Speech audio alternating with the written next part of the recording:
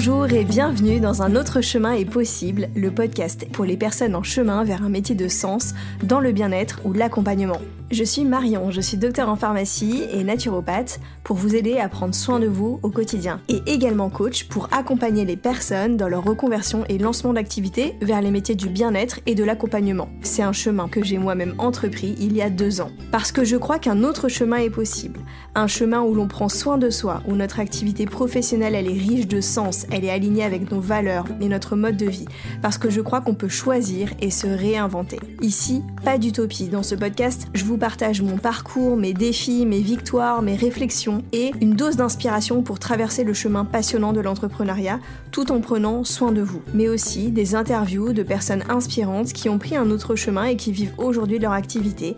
Après tout, si c'est possible pour elles, alors pourquoi pas pour vous? Si vous aimez ce podcast, vous pouvez me soutenir en vous abonnant sur vos plateformes d'écoute préférées, vous pouvez le noter ou laisser un petit commentaire et le partager autour de vous. Je vous laisse avec l'épisode. Bonjour et bienvenue dans le podcast Un autre chemin est possible pour un nouvel épisode solo.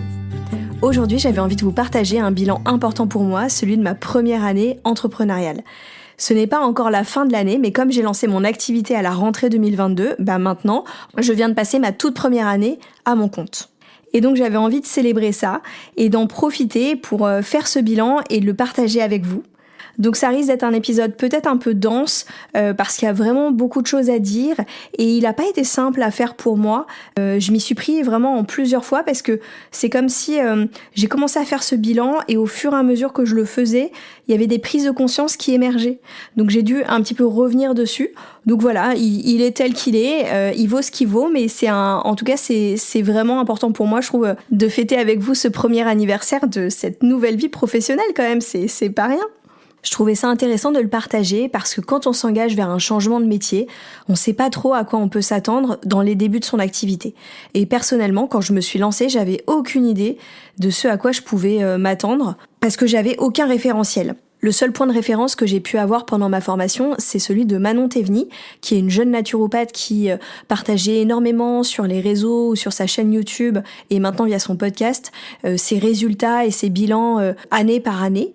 Et je trouvais ça super intéressant parce que, bien sûr, c'était qu'un témoignage et ça voulait pas dire que c'était comme ça que ça allait se passer pour moi, mais en tout cas, c'est super chouette d'avoir quelqu'un qui a cette générosité. Donc, je trouvais ça intéressant de le faire également, tout en sachant que mon témoignage, pareil, il va être très personnel. Et je pense vraiment qu'il y a autant de débuts d'activité qu'il y a de personnes.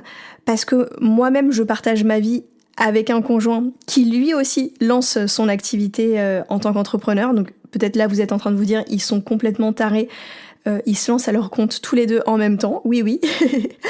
Et je vois bien en tout cas que pour lui ça se passe vraiment différemment. Donc je pense justement que plus on va partager des parcours différents, plus on va montrer la pluralité de ces parcours et probablement rassurer des personnes sur le fait qu'il n'y a pas qu'un seul chemin de réussite. J'imagine il y en a plein et quelque part c'est normal si tout n'est pas tout tracé, tout n'est pas toujours hyper évident. Et donc je pense que c'est intéressant de partager ça et c'était vraiment un des objectifs du podcast.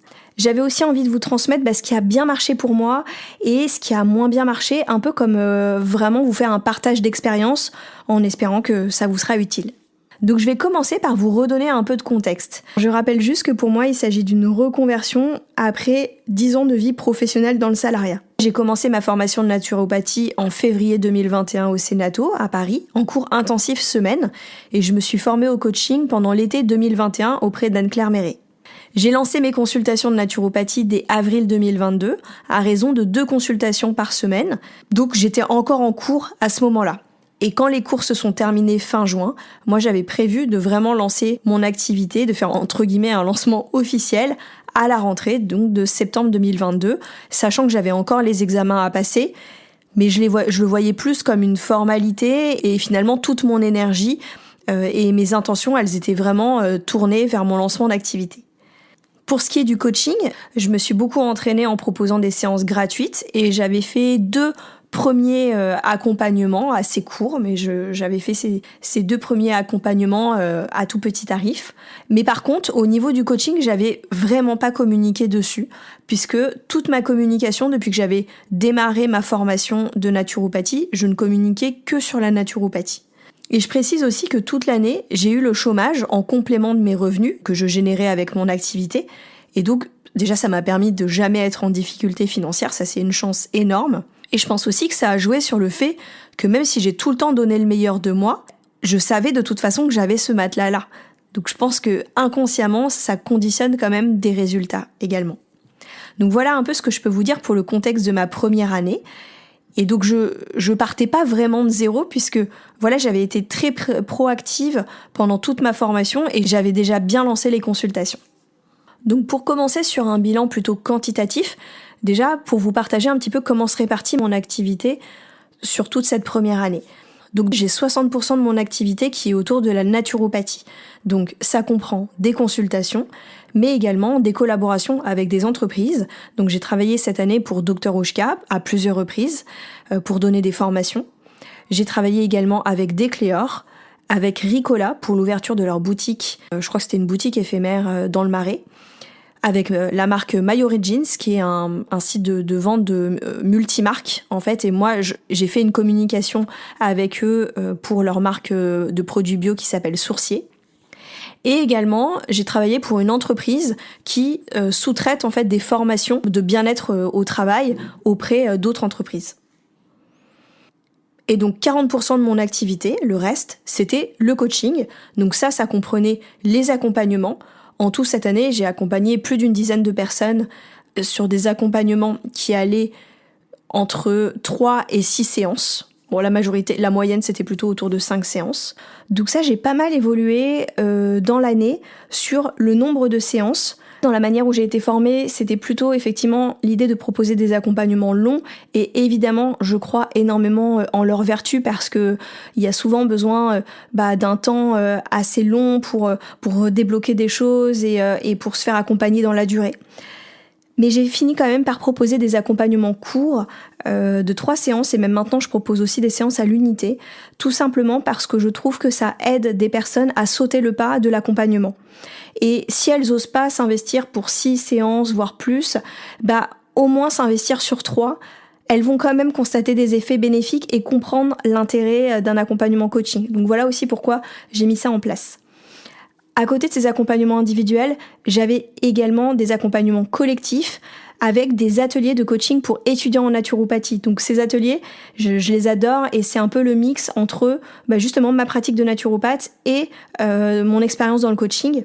C'est un atelier que j'ai créé justement cette année qui s'appelle « Se lancer pendant sa formation », dans lequel je transmets tout ce que j'ai mis en place moi pendant ma formation pour me lancer. Et donc cette année, il y a plus de 40 personnes qui ont suivi ces ateliers. Donc c'était vraiment un souhait pour moi d'avoir une répartition d'activités qui soit très diversifiée. Ça c'était vraiment important. Et cette répartition, elle a beaucoup évolué dans l'année parce que à fin 2022, donc c'était finalement après mon premier trimestre d'activité, j'étais plutôt sur une répartition 80% naturo et 20% coaching. Et aujourd'hui, voilà, c'est plutôt 60% 40. Je pense que là, c'est même vraiment en train de passer à du 50-50. Donc la partie coaching, elle a fait que augmenter au fur et à mesure de l'année.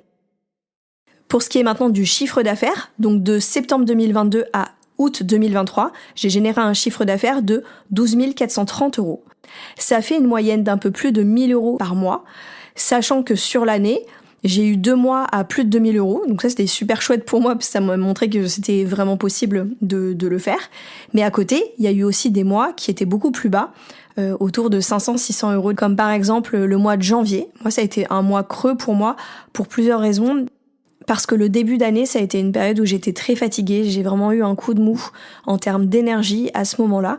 Et en plus de ça, c'est le moment où j'ai créé mon site internet. Donc j'y ai consacré presque 3 semaines à temps plein. Ce qui veut forcément dire que c'est aussi un mois sur lequel j'ai généré beaucoup moins de chiffre d'affaires par ailleurs.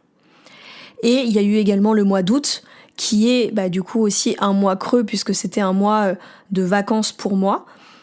Mais je trouve que le point positif, c'est de me dire que je n'ai jamais eu un mois sans chiffre d'affaires. Tous les mois, j'ai réussi à générer du chiffre et donc même avec un mois d'été, par exemple, qui était où j'ai quasiment pas travaillé. Après, pour revenir sur ce chiffre d'affaires, c'est un peu difficile pour moi de l'évaluer et d'être vraiment objectif par rapport à ça, parce que déjà, si je me compare par rapport à mon ancien salaire, forcément, ça me paraît très peu. Et aussi parce que je vis à Paris et que j'ai des charges mensuelles avec le loyer, des coûts fixes qui sont vraiment importants. Forcément, au regard de ces charges, aujourd'hui, mes revenus ne me permettent pas de les couvrir. Pour l'instant, moi, l'objectif que je me suis fixé, c'est de vivre totalement de mon activité. Et du coup, ça veut dire, pour moi en tout cas, parce que ça c'est important de l'expliciter, parce que d'une personne à l'autre, ça veut pas dire la même chose, ça veut dire de générer au moins 2 000 € net mensuels. Ce qui fait, si je le convertis sur un chiffre d'affaires, ça veut dire de tourner à peu près autour de 30 000 € annuels. Donc pour l'instant, au bout d'un an, moi je suis pas encore à cet objectif. J'ai calculé, je suis à peu près à 40% de cet objectif. Mais de toute façon, pour une première année, en étant très honnête, je ne m'attendais pas à être à ce résultat. Je pense que je m'étais dit que dans le meilleur des cas, j'aurais eu 20 000 €, j'aurais été très très contente. Mais en tout cas, j'ai déjà beaucoup de fierté de me dire que voilà, j'ai réussi à générer une moyenne de 1 000 € par mois, toute seule en fait. Enfin, c'est pour ça que je vous dis, c'est bas par rapport à mon ancien salaire, mais à côté de ça, je trouve que ça a presque encore nettement plus de saveur de me dire que c'est un truc que je fais toute seule, vraiment, avec mes petites mains, avec ma propre communication, je suis en totale autonomie en fait. C'est un énorme pas pour moi, je trouve. Mais j'ai quand même l'impression que c'est pas mal pour un début d'activité, en tout cas dans le secteur du bien-être, parce que voilà, je prends aussi conscience que tous les secteurs d'activité ne génèrent pas forcément le même type de revenus. Et encore une fois, je suis convaincue qu'on peut bien gagner sa vie dans le domaine du bien-être, mais c'est peut-être pas un secteur sur lequel c'est tout de suite des chiffres d'affaires mirobolants. Après, j'ai aussi pris conscience que j'ai fait des choix avec lesquels je suis vraiment alignée, mais qui ont forcément eu un impact sur mes résultats. Alors le premier choix, c'est que, en fait, je me suis jamais vue faire un très grand nombre de rendez-vous en individuel. Je pense vraiment pas que c'est quelque chose qui puisse me correspondre en termes d'énergie, en termes de style d'activité. Et donc, je vais devoir vraiment développer un business model qui prend en compte le fait que tout mon business ne va pas reposer sur des séances individuelles. Et c'est ce que j'ai commencé à faire en diversifiant cette activité, comme je vous l'ai présenté. Mais aujourd'hui, j'ai pas encore complètement résolu l'équation de ce business model, justement, pour trouver comment vraiment développer ce chiffre d'affaires. Il y a un deuxième choix que j'ai fait aussi qui a des conséquences, c'est que j'ai lancé 2 activités en même temps. Ça, c'était pas vraiment prévu. Je me suis pas dit, je vais lancer 2 activités, je me suis pas fixé ce challenge-là.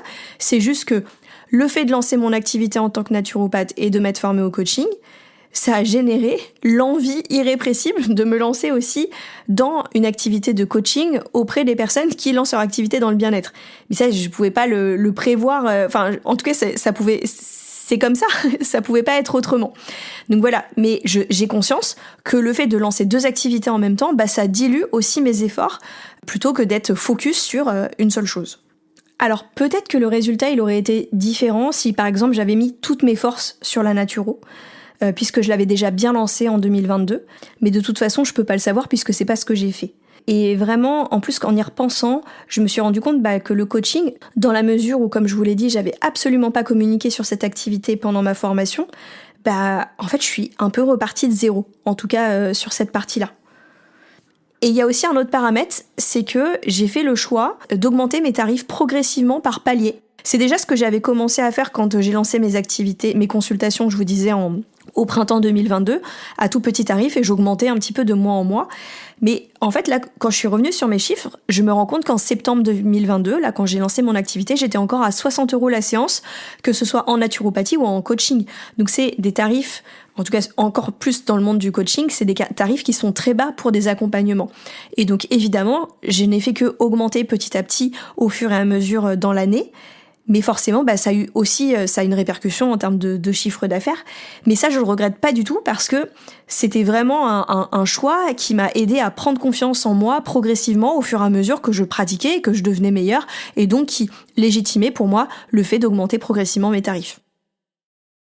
Et alors le dernier choix que j'ai fait de manière beaucoup plus inconsciente, et pour tout vous avouer, en fait il m'a sauté aux yeux en faisant ce bilan, parce que je pense pas du tout que j'en avais vraiment conscience, c'est que toute l'année, du fait de savoir que j'avais le chômage, j'ai toujours privilégié le fait de faire ce qui me plaisait plutôt que d'être dans une logique de rentabilité. Et en quelque sorte, je pense que cette année, je me suis offert le luxe, j'ai envie d'appeler ça comme ça, d'expérimenter en investissant du temps sur des actions qui me faisaient plaisir, mais qui n'étaient pas forcément génératrices de chiffre d'affaires à court terme. Comme par exemple toutes les actions de communication, il y en a beaucoup où je pense quand même que c'est du long terme, et même ce que je suis encore en train de faire avec ce podcast, je pense que c'est des investissements plutôt long terme. Je me suis aussi rendu compte dans cette année, par rapport à la question du chiffre d'affaires, qu'en fait, c'est aussi hyper important d'acquérir une structure et une organisation administrative qui va soutenir ce chiffre d'affaires. Pour expliquer, pour que ce soit un petit peu plus concret pour vous, par exemple, au printemps de cette année, j'ai fait plein d'ateliers de coaching. Et donc, je me suis retrouvée avec plein de factures à créer, en fait, parce que, du coup, un atelier que ça fait plusieurs personnes par atelier, donc autant de factures. Et en fait, j'étais pas organisée à ce niveau-là, parce que vu que je faisais un peu mes facturations au compte-gouttes, au fur et à mesure des séances, j'avais pas forcément mis en place d'organisation et de structure à ce niveau-là. Et là, je me suis retrouvée avec plein de factures en retard que j'ai dû rattraper cet été. Mais ça m'a aussi fait prendre conscience, justement, qu'on a tendance à se focaliser sur un chiffre d'affaires, mais qui dit plus le chiffre d'affaires augmente, plus il y a à côté d'administratifs à gérer et donc besoin de se structurer au fur et à mesure.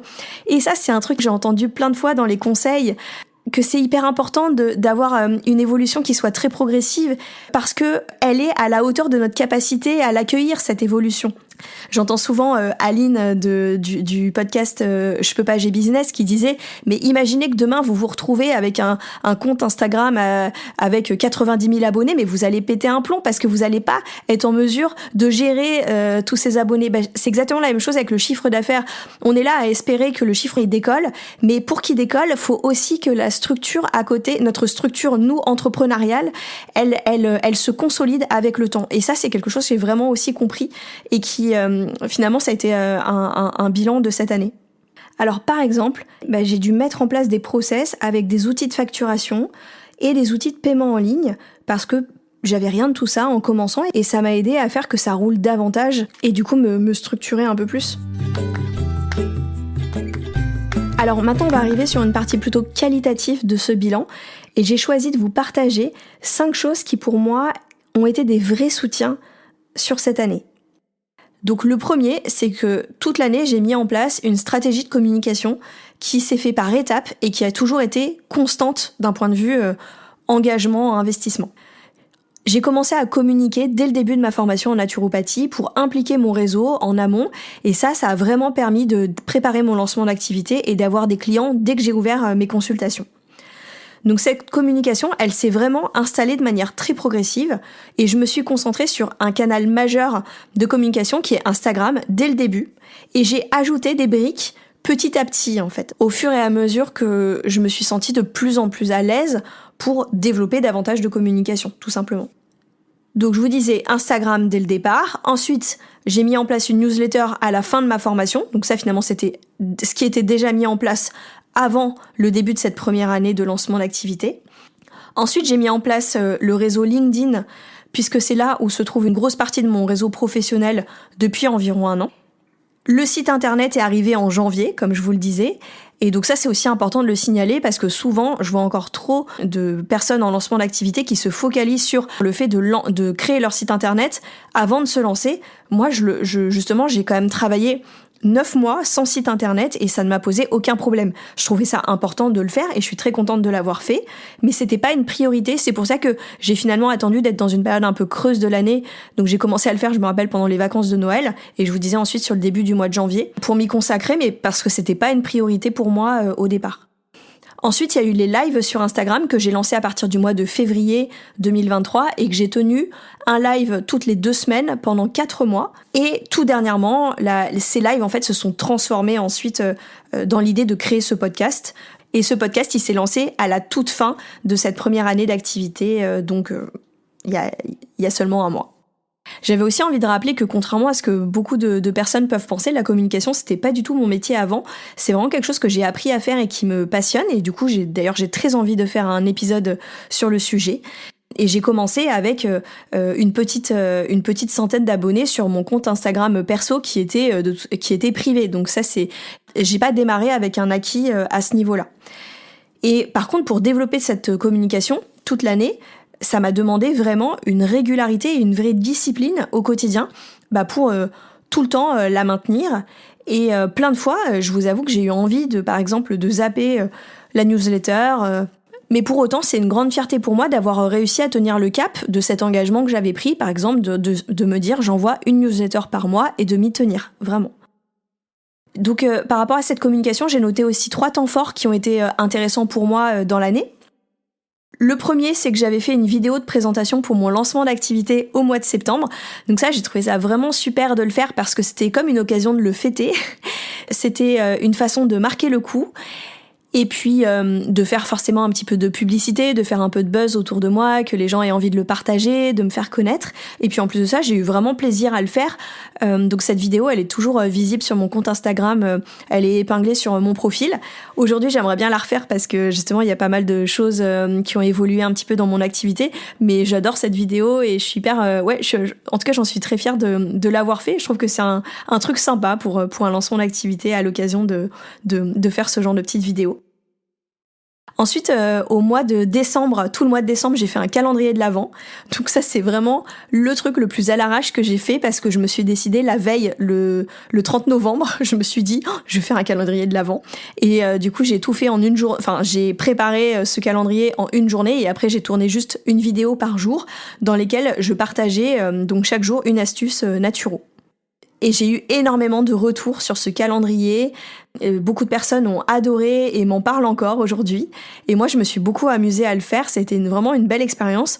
En revanche, ça m'a vraiment épuisée. C'était intense en termes de communication sur une fin d'année, qui est une période de l'année où justement j'avais moins d'énergie et moi-même étant naturopathe, je rappelle tout le temps que il faut ralentir en fin d'année. Là, typiquement, ça n'a pas été quelque chose que j'ai respecté et ça m'a vraiment beaucoup fatiguée. Mais en tout cas, ceux qui ont envie de tenter, je trouve que c'est une chouette expérience à faire et je trouve ça vraiment sympa. Et ensuite, il y a eu ces lives sur Instagram. Donc ça a été génial parce que à la fois, ça a été vraiment tout un travail préparatoire à ce podcast qui existe maintenant aujourd'hui. Et en plus de ça, je trouve que ça m'a vraiment permis d'installer une forme de professionnalisme et de logique de réseau. Parce que sur ces lives, j'invitais des personnes de mon réseau et je trouve que voilà, ça c'est aussi un point majeur de ce que j'ai mis en place cette année. Donc transition parfaite sur la force numéro 2 sur laquelle je me suis appuyée cette année, qui est de m'appuyer sur mon réseau et mon ancienne vie professionnelle.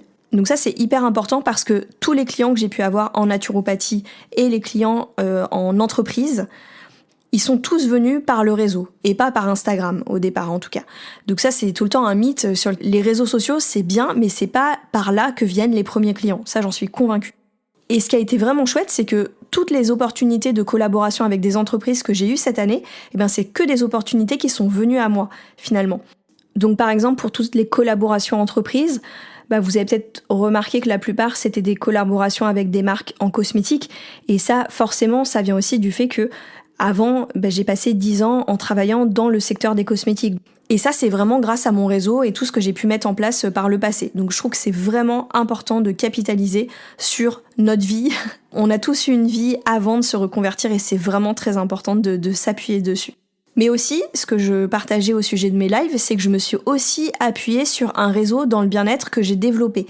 Parce que avant de me reconvertir, j'ai quand même passé des années à explorer dans le domaine du bien-être en faisant des tas de stages et des retraites et tout ça, ça m'a permis de créer du lien avec des personnes qui aujourd'hui font partie de mon réseau et sur lequel je peux m'appuyer pour m'aider à me faire connaître. La troisième force sur laquelle j'ai pu m'appuyer, c'est celle de saisir des opportunités, de tester des choses et de suivre mes envies. Ça fait un titre un peu long, mais parce que je trouvais que toutes ces idées-là, elles se regroupent un petit peu dans cette idée de finalement de suivre un petit peu le flow des choses. Le plus bel exemple que je peux vous donner, c'est celui des ateliers pour étudiants en naturopathie. C'est mon amie Lucie Haribar qui un jour m'a dit « Mais Marion, tu voudrais pas transmettre un petit peu tout ce que tu as mis en place pour te lancer, pour faire un peu du mentorat ?» Et ça, c'est vraiment dingue parce que j'ai tout de suite saisi cette opportunité et avec l'aide de Lucie, en une matinée, l'atelier, il était booké avec, je crois qu'il y avait 5 personnes du coup pour la première. Je l'ai fait à tout petit prix pour tester parce que j'étais vraiment en mode allez, je teste et on verra. En tout cas, c'est vraiment l'opportunité qui m'a permis de le créer. Et souvent, dans les personnes que j'accompagne en coaching, j'observe qu'il y a souvent le fait d'attendre, de développer des choses pour les proposer, alors que souvent, je trouve que c'est dans l'autre sens que ça se fait. C'est l'opportunité qui crée le passage à l'action. Et d'ailleurs, c'est un truc que j'ai envie de faire vraiment encore plus, de fonctionner sur ce mode test and learn. Et là, j'ai plein d'idées de concepts et je me dis, en fait, Marion, vraiment, teste-les. Tu fais des trucs petits tarifs, t'essayes. Voilà, et essaye. Et c'est vraiment comme ça que ça va se développer. Et sur le fait de suivre mes envies, quand j'ai préparé cet épisode, j'ai demandé des feedbacks à des copines et c'est un truc qui est beaucoup ressorti. En fait, moi, quand je me suis lancée justement dans ce début d'activité en septembre 2022, j'ai écouté plein de conseils business, mais je me suis gavée de conseils. J'ai écouté un petit peu tout ce que je pouvais écouter en podcast, en challenge gratuit, parce que ça m'a donné... j'avais besoin de m'abreuver de tout ça pour me créer un petit peu des idées. Et au final, j'en ai quasiment suivi aucun. Je me suis rendu compte que j'avais vraiment tendance à suivre mes propres règles. Et j'en avais pas autant conscience avant. Et par exemple, un truc que j'ai toujours refusé de faire, c'est de créer des posts éducatifs sur Instagram avec Canva. C'est un truc, ça me parle pas pour moi. Ça veut pas du tout dire que c'est pas bien, parce qu'il y en a qui le font vraiment très bien. Mais moi, ça me parle pas. Et du coup, j'ai jamais voulu le faire et je l'ai pas fait. Alors que j'aurais pu entendre comme conseil, il faut absolument créer du contenu de valeur pour les personnes. Et donc, ça passe par ce genre de posts. Et j'ai des exemples de choses que j'ai faites où j'ai même des amis parfois qui m'ont dit oh non mais ça c'est pas une très bonne idée. Par exemple mes lives sur Instagram, j'ai fait certains lives solo qui étaient des partages assez longs d'une demi-heure par exemple et très personnels et j'ai des amis qui m'ont dit mais Marion sur Instagram on n'a pas envie de regarder ce genre de partage tout ça. Mais c'était plus fort que moi, j'avais envie de le faire et je les ai quand même fait. Et en fait, au moins ça m'a permis de m'entraîner justement pour préparer ce lancement du podcast. Un autre exemple, c'est tout l'été, j'ai partagé des posts autour du luxe pendant l'été en disant le luxe pour moi, c'est faire telle ou telle chose. J'en ai parlé dans le 2e épisode de ce podcast. Mais en le faisant, parfois je me disais mais c'est pas du tout en lien avec le coaching, ni même la naturopathie, pourquoi tu fais ça ? C'était plus fort que moi, j'avais envie de partager là-dessus et j'ai suivi cette envie. Et de toute façon, je pense qu'en termes de communication, ma communication, elle est vraiment très intuitive. Je fonctionne vraiment comme ça et je pense que ça permet de créer un engagement fort et durable auprès des personnes qui adhèrent à ce que je vais proposer. Et j'en ai eu un exemple concret vraiment très récemment. J'ai une de mes coachées, Émilie, à qui je fais un petit coucou si elle m'écoute, qui m'a découvert justement cet été grâce à un de ses posts sur le luxe. Et que ça a fait écho à sa personnalité et aujourd'hui, ça me permet d'accompagner une personne avec qui j'ai l'impression de matcher parfaitement en termes de compréhension de son profil, en termes de façon de voir les choses, de valeurs. Et donc ça, c'est génial, ça me permet vraiment de me dire, ok, des fois, j'ai ce truc de suivre mes intuitions et de vouloir en faire qu'à ma tête. Et même si ça paraît pas très cohérent d'un point de vue business, mais je pense que derrière, tout ça, ça va avoir un vrai impact sur les personnes qui auront véritablement envie de travailler avec moi. La 4e force sur laquelle je me suis appuyée, c'est le fait de m'auto-coacher et finalement d'avoir vraiment un engagement et une organisation au quotidien au service de ma vision. Donc cette année, je me suis offerte la formation de coaching niveau 2, toujours auprès de Anne-Claire Méret, qui s'appelle Level Up, et je crois que ça a été hyper précieux et soutenant pour mon lancement d'activité, parce que ça m'a vraiment permis de me recentrer. Je pense que toutes ces formations, on les fait quand même avant tout pour soi, et je pense que le premier bénéfice à être coach, c'est déjà d'avoir des outils pour travailler sur son propre état d'esprit, sur sa vision, et s'aider à prendre du recul pour son activité. Et donc comme je pense que j'ai une vision à peu près claire de ce que je veux, finalement, ça m'a beaucoup aidé à prioriser. Parce que même si j'ai fait beaucoup de choses dans cette année, finalement, je suis pas partie dans tous les sens. Par exemple, j'ai fait le choix de me développer uniquement sur du digital, donc de pas avoir de cabinet, de pas faire de communication en local. Donc ça veut pas dire qu'il faut pas le faire, mais ça, en tout cas, c'est un choix que j'ai fait et qui m'a permis de mettre tous mes efforts au même endroit sur ma partie communication.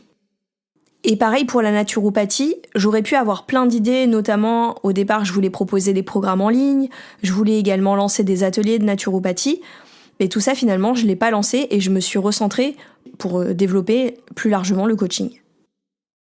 Et la 5e et dernière force sur laquelle je me suis vraiment appuyée cette année, c'est le fait de bien m'entourer.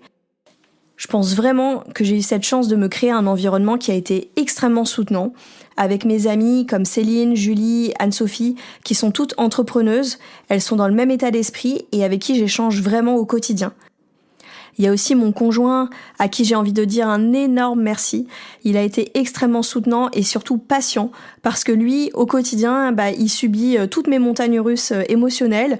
Et puis c'est aussi un peu à lui que je fais relire tous mes contenus pour avoir un avis extérieur. Donc il a vraiment énormément de mérite. Et je me suis aussi fait accompagner pendant une partie de l'année avec Marion Tellier. Ça, c'était au tout début justement du lancement de cette première année. Parce que je crois que j'avais vraiment besoin d'avoir un espace presque plus thérapeutique d'ailleurs pour me soutenir justement sur la partie émotionnelle. Et puis comme justement je me suis formée au coaching, ça m'a permis déjà d'être au contact d'Anne-Claire qui a tout le temps cette énergie qui est très inspirante, je trouve, mais également d'avoir un réseau de copines coach avec qui j'ai pu faire des échanges et qui c'est justement aussi des formes de soutien de mon entourage. Donc pour récapituler ces 5 soutiens qui ont été vraiment précieux pour moi cette année, ma stratégie de communication qui s'est faite par étapes, m'appuyer sur mon réseau et mon ancienne vie professionnelle, saisir les opportunités, me faire confiance et être un peu dans le flow tout simplement, m'auto-coacher et bien m'entourer. Maintenant, je voudrais vous partager des difficultés que j'ai pu rencontrer aussi pendant cette première année et je pense que ça peut être éclairant pour des personnes qui vont aussi, je pense, probablement traverser ces difficultés parce que je pense qu'elles sont vraiment communes à beaucoup de personnes dans leur début. Et donc, j'ai choisi de partager 3 écueils dans lesquels je trouve que je suis tombée cette année. Le premier, c'est celui de la difficulté à déconnecter. Donc comme je suis vraiment passionnée par toute cette nouvelle vie que je suis en train de créer, je peux avoir tendance à avoir toujours quelque chose à faire pour mon entreprise et donc travailler beaucoup. Par exemple, y passer mes soirées, des fois travailler le week-end, même pendant les vacances. Beaucoup de mal à couper en fait parce que ce projet c'est un peu mon bébé et j'ai du mal à me limiter. Et c'est vraiment quelque chose que dans mon ancienne vie professionnelle, par exemple, je m'interdisais formellement. J'avais des limites beaucoup plus claires. Et le fait d'être à mon compte, ça a un peu fait sauter ces limites. Et c'est bien loin d'être une vie de labeur pénible, de passer son temps à bosser, parce que en fait, ça me fait extrêmement plaisir d'y dédier ce temps. Mais j'ai conscience, en tout cas, que sur du long terme, c'est pas bon parce que ça m'amène à délaisser d'autres sphères de ma vie plus personnelles et puis c'est pas bon pour mon énergie. Donc ça, je m'en suis quand même assez vite rendu compte au niveau de mon énergie et j'ai mis en place pas mal de choses dans l'année parce que en tant que naturopathe, j'ai plein d'outils pour ça. Donc mais j'ai envie de dire qu'une des premières choses à faire avant de mettre plein de trucs en place pour essayer de se soutenir d'un point de vue énergie, c'est déjà d'en faire moins. Donc ouais, ça je suis vraiment tombée dans ce piège-là. Et d'ailleurs, le paradoxe quand même qui est assez drôle, c'est que le meilleur mois en termes de chiffre d'affaires que j'ai fait de toute l'année, ça a été le mois de mai et c'est aussi celui dans lequel je me suis accordé le plus de pauses puisque je suis quasiment partie sur tous les longs week-ends. Donc ça aussi, c'est quand même une belle leçon, quoi, de retenir que même en faisant moins, ça peut bien marcher, évidemment. Le deuxième écueil, ça a été ce que j'appelle les montagnes russes de l'entrepreneur. Ah là là, ça je pourrais en parler pendant un épisode entier, ça aussi. Donc là, c'est plus vous dire que j'ai vraiment été confrontée particulièrement cette année à des ascenseurs émotionnels très forts. Et j'en ai parlé de toute façon un peu dans le deuxième épisode, hein, si vous l'avez écouté, avec toute cette histoire autour de la tyrolienne et du mental. Ça, c'est des choses quand même qui sont très présentes pour moi, qui ont été très présentes toute l'année, parce que j'étais quand même très souvent confrontée à mes propres exigences. J'ai aussi une grande forme d'impatience, justement par rapport au fait de vivre rapidement de mon activité, parfois du mal à lâcher prise. Et parfois, j'ai été confrontée à des instants de désespoir.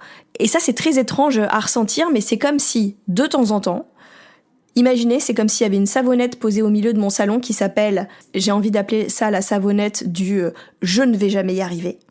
Et je ne sais pas pourquoi, de temps en temps, je me prends les pieds dedans, je glisse dessus, et là, je me dévale une pente de descente émotionnelle, de je vais jamais y arriver, et je descends très très bas.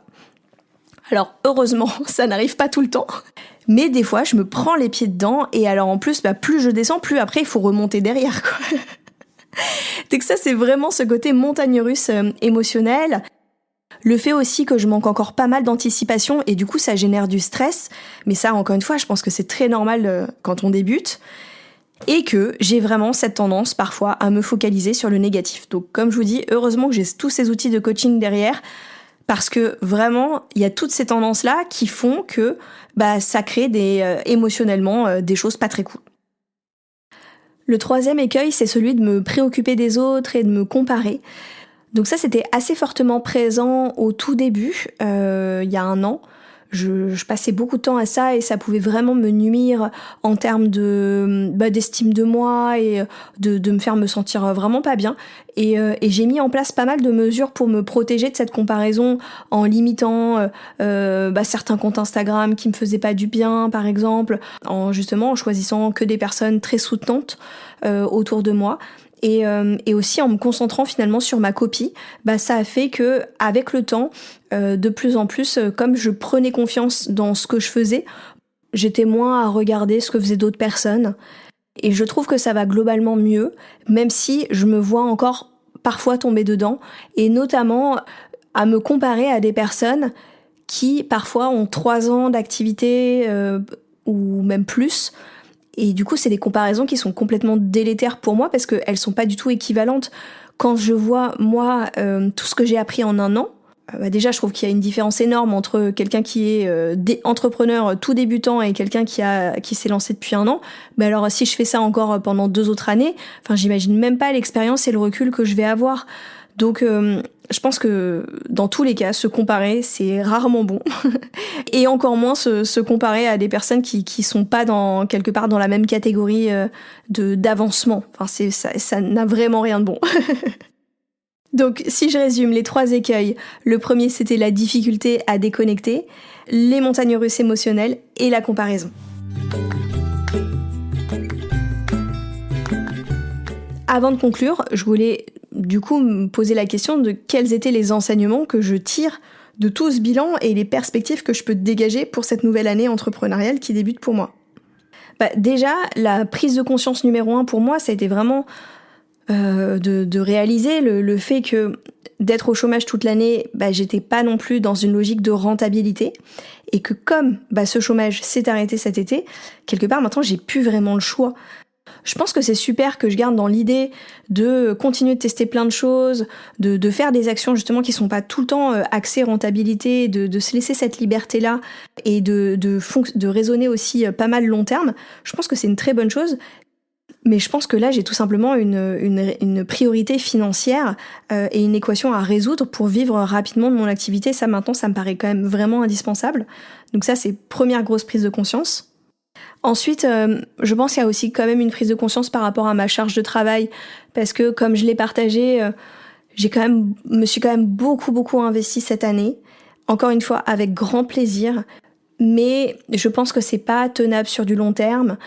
Et puis, ouais, je pense que j'ai besoin maintenant de faire une sorte de tri entre tout ce que j'ai essayé, de garder uniquement les choses qui soit me font le plus plaisir, soit me semblent les plus pertinentes ou les plus rentables justement, parce que je peux pas tout faire. Et voilà, ça c'est vraiment un point important quand même de trouver un peu plus d'équilibre entre justement vie pro, vie perso. Moi à la base j'avais quand même fait ce choix de métier aussi pour avoir une meilleure qualité de vie, et évidemment j'ai gagné en qualité de vie à plein d'aspects, mais c'était aussi pour avoir plus de temps pour moi, donc faut pas que je le perde de vue non plus. Et le troisième enseignement, je pense que ça serait plus au niveau de mon activité qui est en train d'évoluer, et ça je suis assez impressionnée de voir à quel point en 1 an les choses ont bougé pour moi. entre ce que j'avais imaginé en toute sortie d'études et là où j'en suis aujourd'hui. Et ne serait-ce que en vous disant que le coaching il prend de plus en plus de place, qu'il s'est beaucoup développé en 1 an. Ouais, je suis assez curieuse de voir où tout ça va m'emmener et comment justement je vais continuer à organiser les différentes facettes de mon activité. Est-ce qu'elles vont se rejoindre ? Est-ce qu'il y en a une qui va prendre le pas sur l'autre ? Enfin voilà, il y a pas mal de choses à écrire à ce niveau-là, je pense pour moi aussi pour la suite. Alors j'arrive à la fin de ce bilan que j'étais hyper fière de partager avec vous. Parce que comme je vous dis, c'est un peu quand même une sorte de célébration. Et j'ai conscience qu'il était dense, je pense qu'il y avait beaucoup d'infos. Mais je pense que du coup, c'est aussi beaucoup de matière pour vous, si vous l'écoutez, en tout cas, qui peut vraiment vous servir. Et encore une fois, je crois qu'une première année d'entrepreneuriat, c'est vraiment pas rien. J'appréhendais un peu de parler de mon chiffre d'affaires parce que c'est quand même assez inconfortable pour moi. C'est des sujets tabous de parler d'argent. Et puis en plus, c'est vrai que sur les réseaux sociaux, j'ai pu observer que en général, quand les gens parlent de leur chiffre d'affaires, c'est toujours quand il est super canon.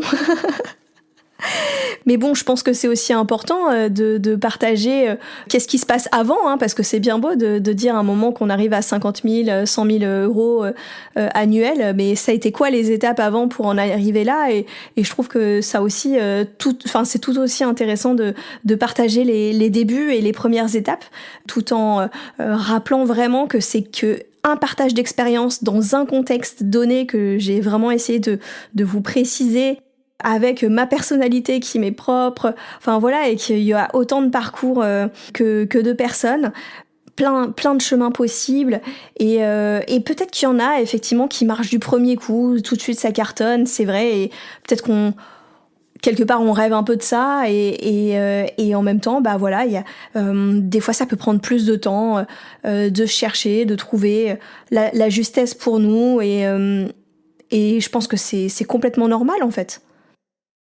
Et moi, ma plus grande fierté, en fait, de cette année, c'est vraiment toutes les compétences que j'ai pu développer et toute l'expérience que ça m'a apporté. Et franchement, en 1 an, c'est assez énorme. J'ai l'impression, c'est tout ce que j'ai pu apprendre.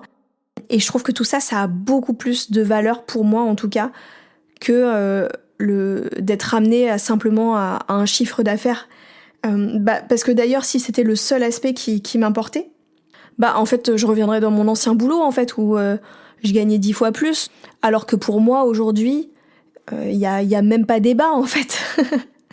Je crois que le plus important que je retiens cette année, et finalement, peut-être ce que j'ai le moins parlé dans cet épisode, c'est vraiment la joie que j'ai eue à créer une activité qui me ressemble, qui fait sens pour moi, qui me passionne.